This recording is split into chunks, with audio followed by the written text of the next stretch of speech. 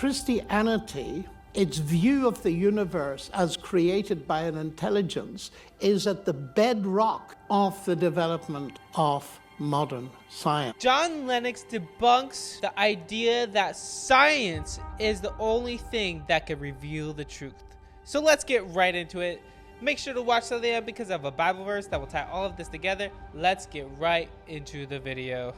But the point is that there's a myth in our culture, and it's a very dangerous myth. And the first part of it is to say that science is the only way to truth.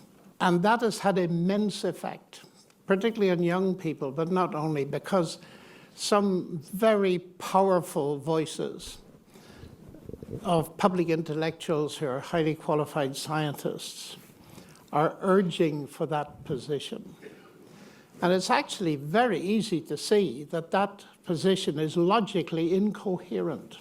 I love logic, as Eric has discovered, but you see, the statement, science is the only way to truth, is not a statement of science.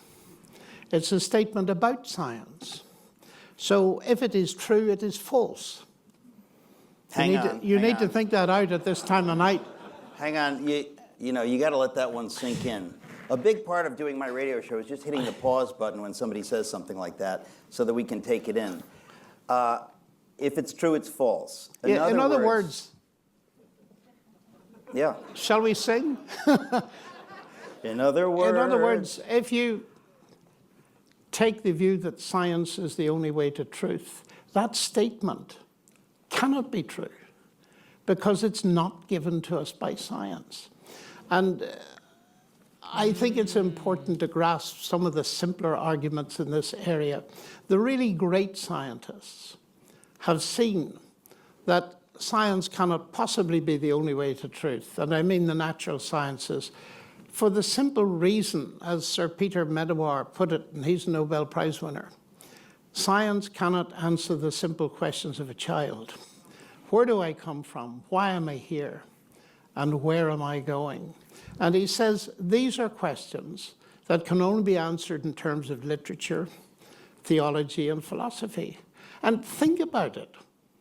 If science were the only way to truth, you'd have to close half the faculties in all the universities in the world. You'd have no history, you'd have no economics, you'd have no linguistics, you'd have no languages, you'd have very little, no classics, no philosophy, no theology.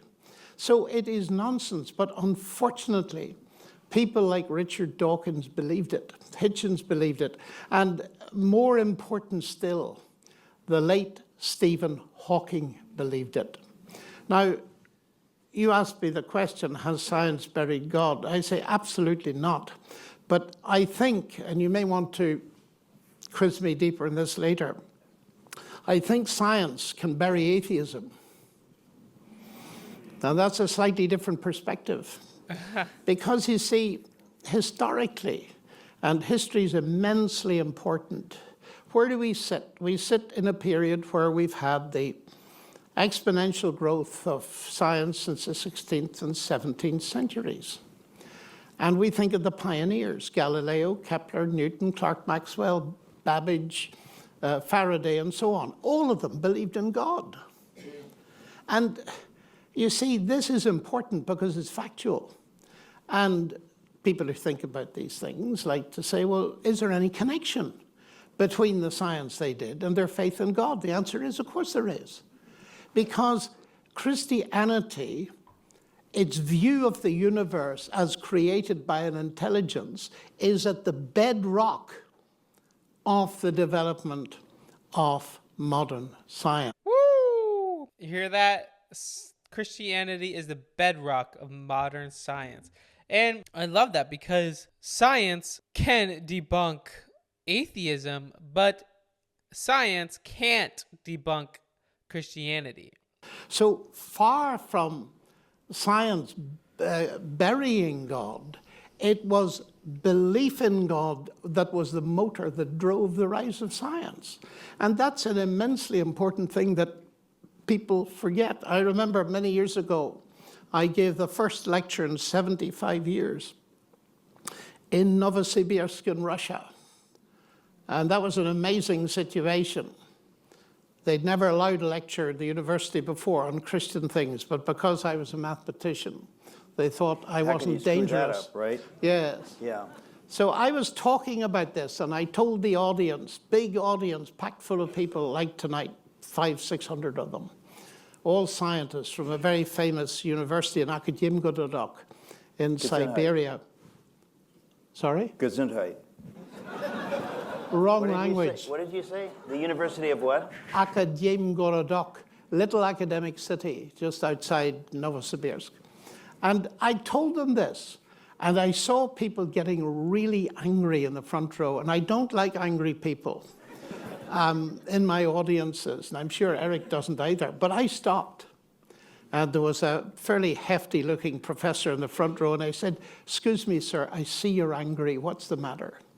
And he stood up and said, "You have told us that Newton believed in God, Kepler believed in God, Galileo believed in God. Why were we never told?" This is the first time in my life I've ever heard that. And I said, "Can't you guess why you were never told?"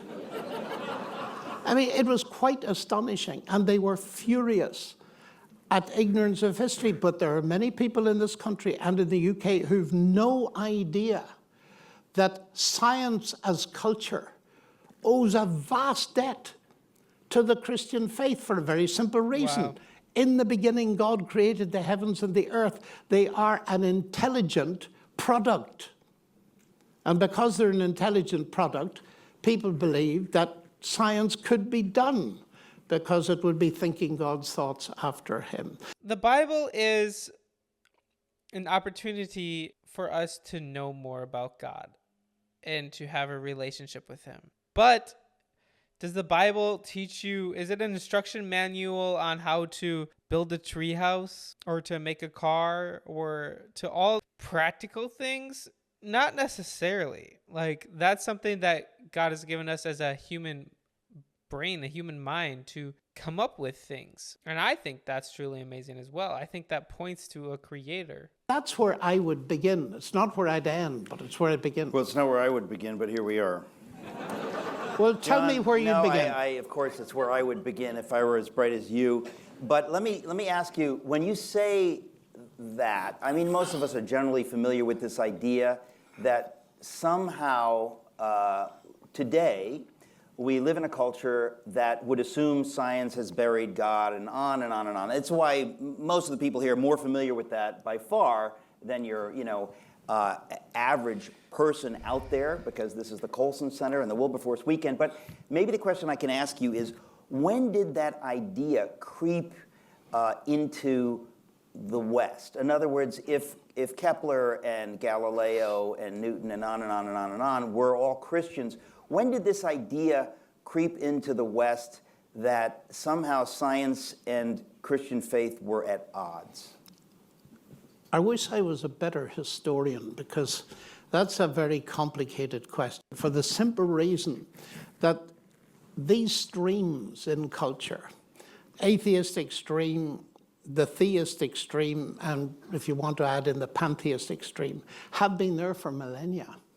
You go back to the ancient Greeks, from whom a great deal of wisdom comes to us, and you had roughly the big division that exists in the Western Academy.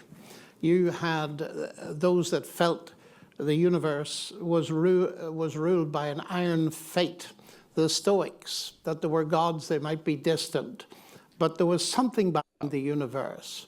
There might be a divine logos.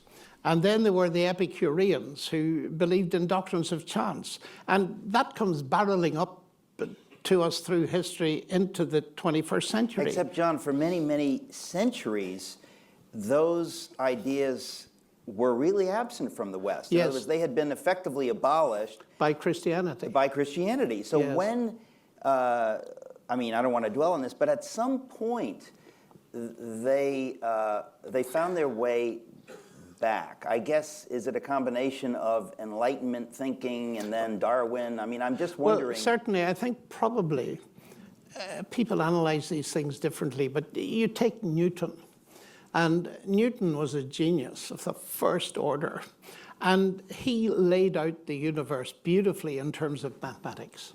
and discovered that mathematics gave us a brilliant description of how things work.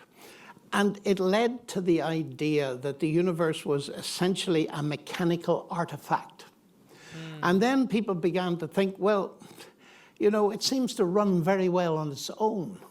And we are able to research it without referring to any concept of someone who set it going. So the idea of God setting it going started to recede into the past. So you ended up in the 18th century with a lot of deism. There is a God away out there, but he's not interested in the world. And then, of course, you got the Enlightenment. And the social situation in England was such that when you got the time of Darwin and Huxley, there was more to it than simply using science to bury God. Huxley, who's famous, he was furious at the existence of amateur scientists. Some of them were very brilliant, like Bishop Wilberforce, who challenged him. And his idea was to have the church scientific and to change churches into spaces where they'd worship Sophia, the goddess of wisdom. And that was helped on by the French Enlightenment, because there they discovered that the best way to kill other people's ideas was to remove their heads. Oh, wow. And you had that move away, which was compounded, and you know more about this than I do. Yes. By, I'll say one more thing, was compounded by a professing Christian church that had no reality and was compromised morally. Yeah. And that turned the tables very rapidly, I think. And then you had people saying, okay, God was okay for a while. Stephen Hawking took this view. But now we don't need God anymore. So the question I find myself addressing a lot these days is, why was Hawking wrong when he said we don't need God anymore? That's his famous book, The Grand Design. Well, that brings me to something that I wrote as a result of reading your books. And I did want to mention it because it's Please great do. to... Pardon me? Please do. Oh, thank you. It's pretty... We see with apostate prophet saying, like, at the end of the day, he was lost without hope. Believing that there's no God means that there's nothing. And that's why I think the atheistic worldview is dying very fast, especially the New Age. It became super popular because of Richard Dawkins in the early 2000s and maybe the late 1900s. And now it's dying again because you see where the world is heading, especially in the West. And I think it explains a lot where the world goes to without people looking for God. Romans 1:24 says, "So God abandoned them to do whatever shameful things their hearts desired. As a result, they did vile and degrading things with each other's bodies." That's what it seems like people are turning to these days. Without God, people will do vile things to each other. That's where you get the wokeness, I guess, you know. So I encourage you all to go to God today. Know that he loves you. He's longing to have a relationship with you. Put him first above all else. It will be the best decision you guys could ever make.